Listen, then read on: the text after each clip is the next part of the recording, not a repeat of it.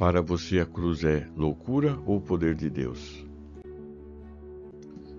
Porque a palavra da cruz é loucura para os que perecem, mas para nós que somos salvos é o poder de Deus. 1 Coríntios 1, versículo 18. O apóstolo Paulo escreveu essas palavras há mais ou menos 2000 anos, mas é incrível como elas são tão atuais como eram naqueles dias. Quando falamos sobre o motivo da morte de Jesus na cruz, muita gente não entende e não aceita. Parece uma conversa louca. Tem quem argumente: se Deus quer salvar as pessoas, e Ele sendo Deus, não é só estalar os dedos e pronto, e a pessoa fica salva?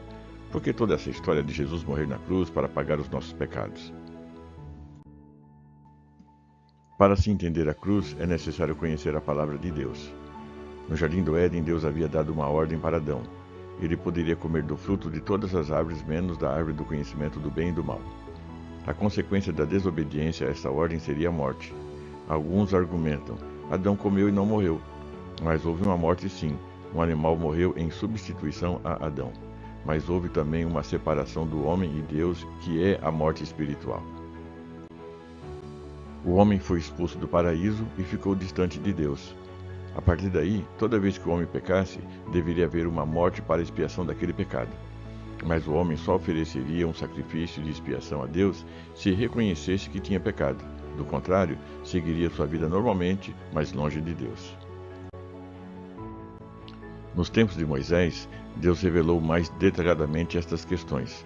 Ele não apenas deu os 10 mandamentos, mas todos os demais mandamentos e ordenanças, sejam a nível social ou civil, como também moral e espiritual.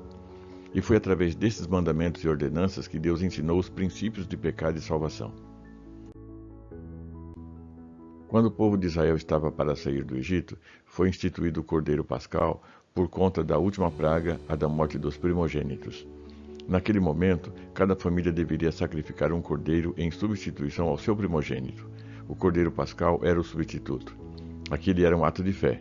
Quem creu, ou seja, quem acreditou na palavra de Deus dada a Moisés, viu o livramento em sua casa. E quem não creu? Quando Jesus iniciou seu ministério, João Batista declarou: Eis o Cordeiro de Deus que tira o pecado do mundo. Jesus passou seus 3 anos e meio ensinando e operando muitos milagres. Mas o principal objetivo foi o de ensinar o caminho para Deus que seu próprio povo havia perdido através dos tempos. E no final, ele morreu quando? Na Páscoa, justamente na festa que comemorava a lembrança do livramento do Egito.